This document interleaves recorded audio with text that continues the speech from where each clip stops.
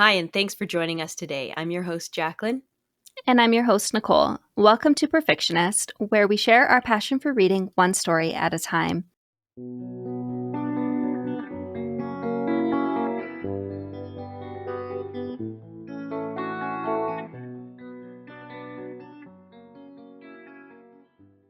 In this episode, we'll be diving into Hooked by Emily McIntire. Hooked is the first book in the Never After series, a collection of companion novels that each center around a different classic fairy tale villain. The Never After books are dark contemporary romances set in the modern world, not a fantasy realm. They explore mature themes and content which may not appeal to all readers. In Hooked, we follow the twisted and captivating tale of a modern-day Captain Hook, reimagined in a way that intertwines his fate with a fresh and engaging narrative. In this episode, we will discuss and share our thoughts on various aspects of the book, such as themes, major plot points, character development, and the twists that keep coming. Join us as we uncover the dark allure of Hooked and its place within the captivating Never After series. We will be giving a spoiler warning for this episode for Hooked by Emily McIntire. So if you haven't read it and you don't want to be spoiled, navigate away.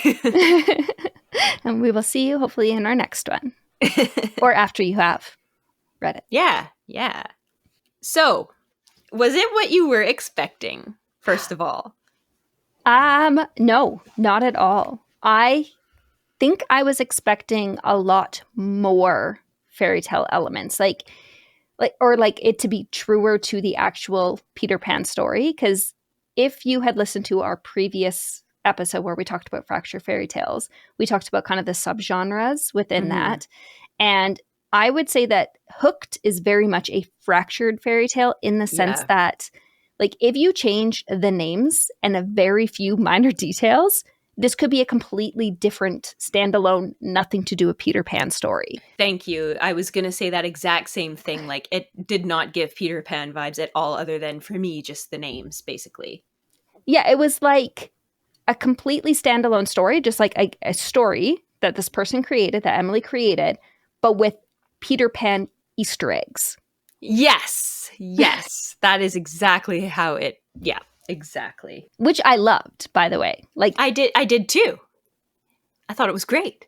Yeah.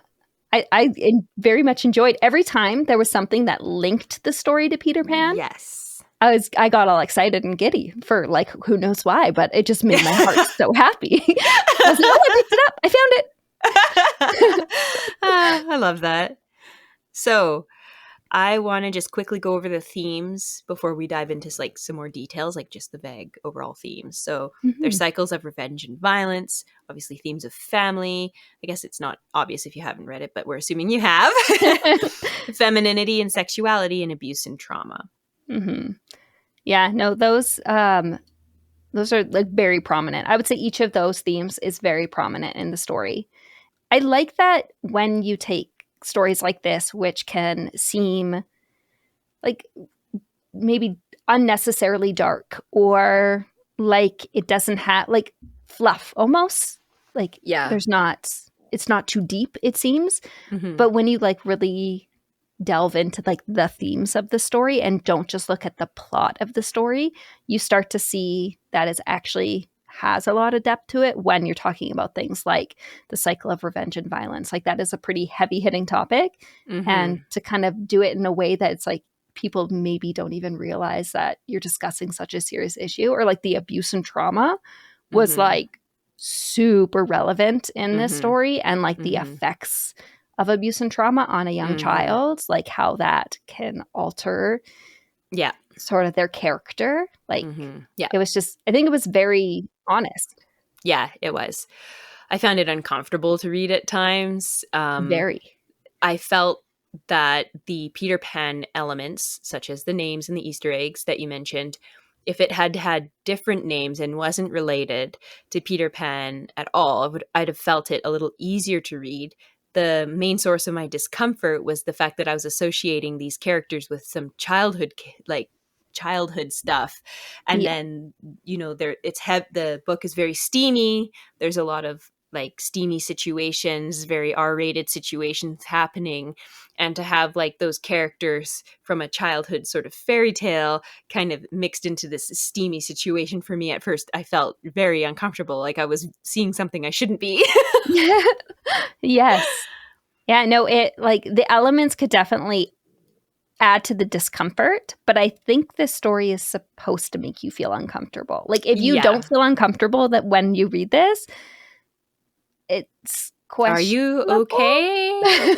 Yeah, like it is an uncomfortable story, and I think, like you said, those Peter Pan elements make it feel even more so. And I Mm-hmm. think maybe that was done on purpose in the sense that it's linking the childhood, this idea Mm-hmm. of something that is known in childhood, to this very adult setting. Yeah. It felt like wrong. Hmm. Yeah. Yeah. And you should feel wrong, especially at the very beginning when you're learning about Hook, or his name's James, but his nickname's Hook. When you're hearing about his backstory, like his Mm-hmm. uncle is known as the crocodile.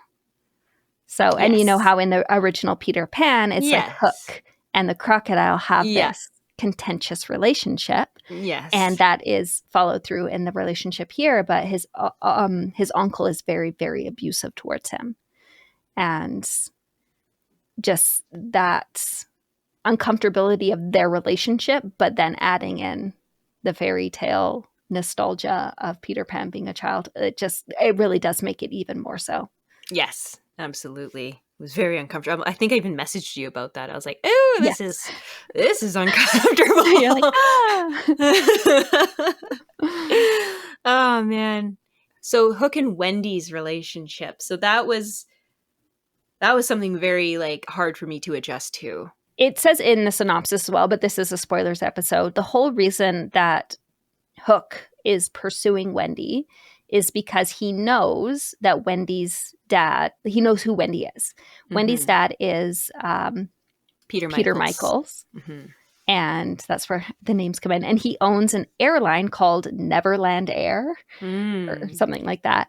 And he is the reason why Hook doesn't have a family, because Hmm. they were on an airplane from Neverland Air and it crashed, and Hook was the only survivor. So this plane crash set Hook's entire life into motion. The fact that he had to live with his uncle and the abuse. So his the whole book is about his vendetta against Peter and wanting to take exact revenge. So Wendy is being caught in the middle of this, unbeknownst to herself. Hook is just planning on using her to get to Peter. So Yeah. it's like the start, like right from the very beginning, you're like, girl, get out of there, run. I know. And poor Wendy is in a situation of severe parental neglect. Yes. So, like, she's, a teenager, or I guess an older, like, sort of adultish, young adult kind of. Yeah. But you've got this dad who's just never, ever home. And so she's just alone with her little brother all the time. And she Hmm. desperately wants her dad's attention. Yeah. And I think she is in like her early 20s, because I think her brother's like an older teen. Yeah. Yeah. Right. Yes. But she's like basically taking on this parenting role, and her dad, it seems, not interested in her, but like she used to be like his little shadow. Haha, Yes. another Haha. Easter Yeah. egg. Yeah. And now, like, since her mom also, Wendy's mom has also passed, and since that time, her dad has been very distant. So they Hmm. had a close relationship, and then it went away. But he's never ever really had a relationship with her brother. So she's kind of taken on the parenting role for her brother. I got like a very innocent vibe from Wendy, very Mhm. like almost childlike vibe, even though she is a young adult, which made the relationship with Hook even more sort of vulgar because Yeah. they seem so mismatched.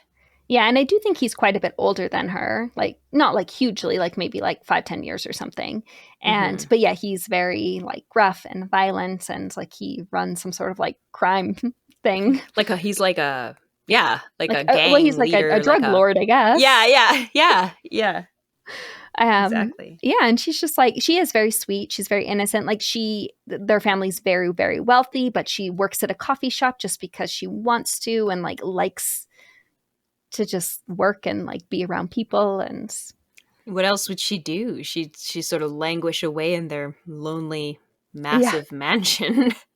Oh, but she does have like a dark side because when her and James or Hook get together, like she has a very specific thing that helps her Yeah. come to conclusions in their intimate relationship.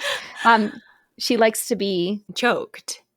Yeah, but that was never explained, was it? Like why she likes to be choked? It was just sort of no, it's just her kink. there wasn't like some flashback explaining that or something.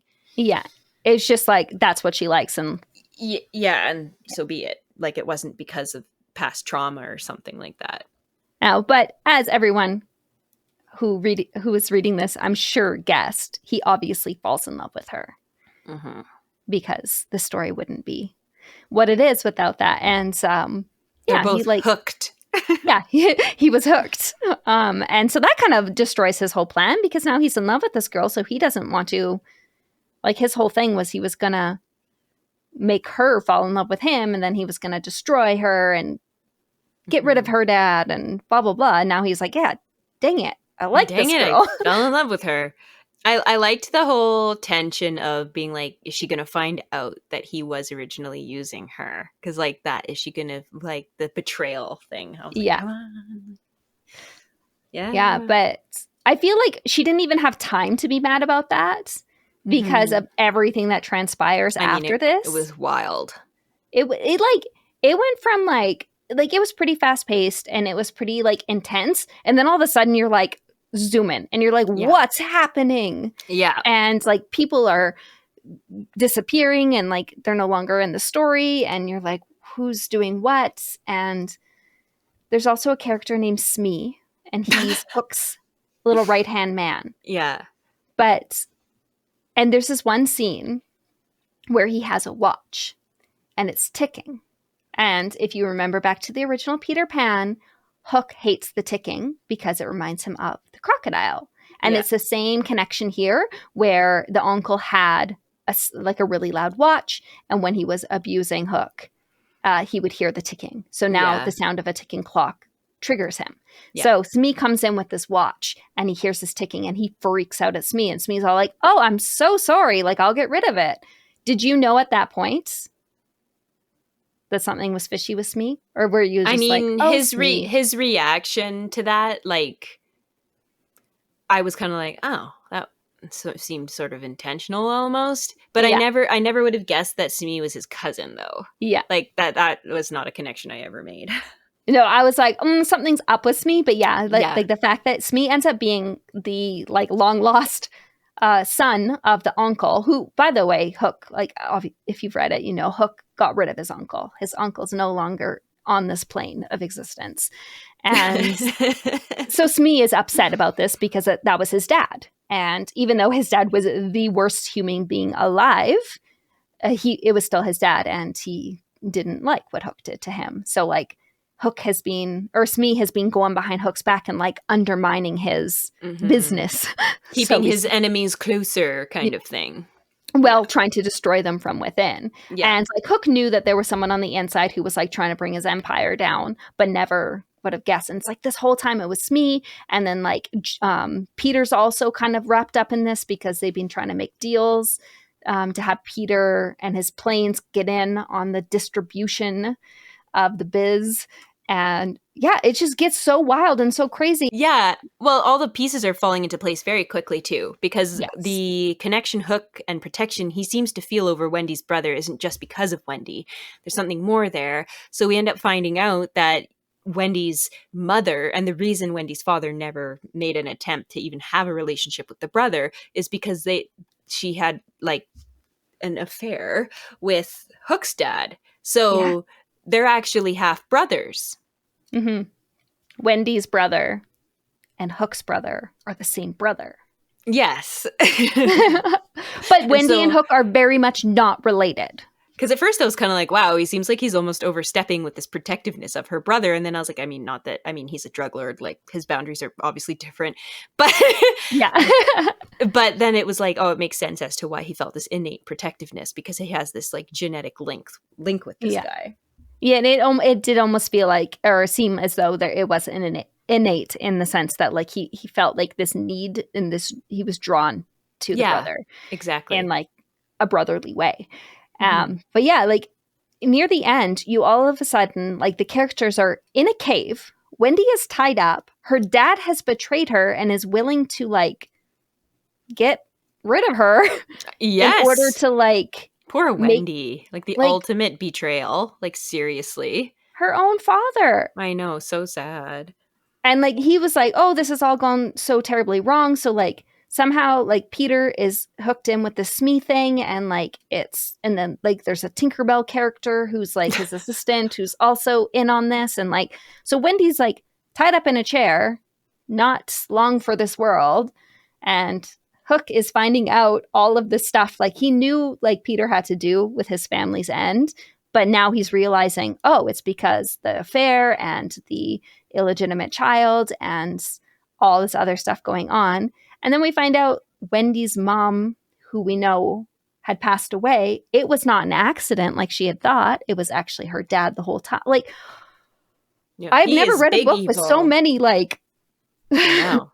And I really enjoyed though how it all came together so seamlessly, so quickly at the mm-hmm. end. I was like, "Oh, look at all these loose ends are being tied up in a nice neat little package here. We got all our answers." Yeah, you definitely get like these little breadcrumbs throughout, which seem like you're like, okay, but they're not so obvious when they're put Mhm. in because they're put in a way where you're like, yeah, of course we would find out about Wendy's mother and stuff. Like these things came up so naturally that they didn't seem like obvious clues. Like the watch thing Mhm. seemed a little bit more obvious in that like you weren't sure what was going on, but you could tell Mhm. something was going on. But I feel like Mhm. most of the other clues that were left were just so seamlessly Yeah. left that you didn't really question the motivation behind it. Yeah, it was really well done. And when I first started reading it, that discomfort kind of had me putting it down a few times. And I was like, okay, I'm just going to push through it. But once I actually started pushing through, quote unquote, it was like a gaining momentum, and it was like an avalanche. I couldn't put it down, and I read it, I think, within 24 hours because I couldn't put it Yeah, down. So yeah. I was like, yeah. oh, this looks fun. We should read this. And you're like, okay, let's read it. I read chapter 1, and you had finished the entire book. You're like, I'm done. I'm like, I finished chapter 1. I know, and I was like, "Where are you at?" I'm done chapter 1. I was like, "Okay." Oh, Yeah. I but it was a enjoyed it good book. more than I anticipated. Yeah. No, Yeah. it was definitely like worth just the read. It was not one of those books where you're like, at Yeah. the end you're kind of like, yeah, that was a Yeah. ride. It I'm glad I was. went on it. It was like a thrilling, heart-pounding read. And as dark and disturbing as it got, it does have a happy ending, Yeah. which it's lovely. Yes. They all like the brother. This is like Wendy, her brother, and Hook. They form a little family because they Mhm. all are connected through the Everything's brother. very sad what happened to Wendy and Hook, but considering everything, it's the best outcome. Yeah, they found each other, and I don't think that if anything he's going to pull her into this like nefarious underworld that he is a part of. So like, are they good people? Mm, No. mm-mm, mm-mm, mm-mm. No, and I think that is so funny how we're like cheering for this clearly terrible person, you I mean, know? to put in perspective, there was a guy at the coffee shop who disrespected Wendy, and that guy no longer exists. Like that, the whole like touch her and you know what? Like Hook takes that seriously. Like in the literal sense. Literally Yeah. happens. Yeah, and I feel like I'm just so jaded these days. Reading paranormal romances, people are just limbs are being removed and people are exiting the realms of the living all over the place. And then reading it in that book, I'm like, oh yeah. But then I'm like, actually, when you think about that, that's pretty wild. I feel like when it's a fantasy or a paranormal romance, though, it's like you excuse it because you're like, but it's not our world. This Yeah, was our different. world. I know. And so it makes it like way more disturbing. Yeah. Yeah. Oh man. Oh, Yeah, good read though. Highly recommend. very good. Is there any other books that you would like if someone liked this book? Is there any others that you would recommend that you've read? I think if you want to take things one step further, 3, 4, 5, 7, 100 steps further with the darkness and the romance and the wrongness of it all, I'd give Haunting Adeline a try. Yes. Yeah. No, 100% agree. Yeah. And also within the same realm of dark, maybe even actually, I would put this more like Satan's Affair level dark, maybe a Oh step my. below Satan's Affair. I don't think anything is Satan's Affair level dark. Like, to me, that's my ceiling. I have yet to see Yes. anything above it. I know. Like, I'm like, ah, that wasn't as bad as Satan's Affair. Then I'm like, Yeah. fine. I'm like Everything is in comparison. I'm almost traumatized by Satan's Affair. Like, Satan's Affair is like the boys level of gross, Yes. right? But without the humor. Yes. It's like that, but serious, which makes it more disturbing. What we mean is the boys, the show. Yes. It can get pretty gross. Satan's Affair does too, but the boys has like some humor in it, where Satan's Affair does not. So Mhm. yeah.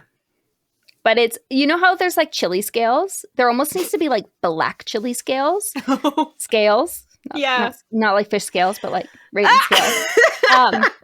I just was picturing a fish when I said it, and I was like, I feel like I need a even though I don't think I did. But you know how it's like spice levels, and you're like, this book is super spicy. Like, it has a Yeah. lot of explicit scenes. Yeah. I think there needs to be another one because, like, I feel like someone could like Oh, super yes. spicy, but they Yes. don't necessarily mean Want the twisted part.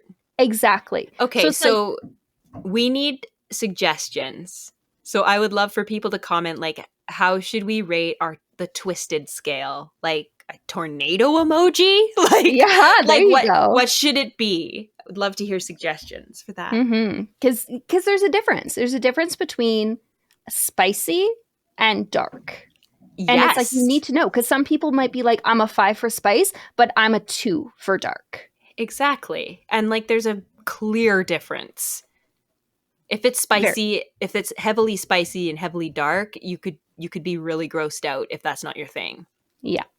No, I think, yeah, it's very important that when you're giving recommendations, like, people know what they're getting into. Oh, I completely agree. We should absolutely do like figure something out for a twisted scale. That would be good.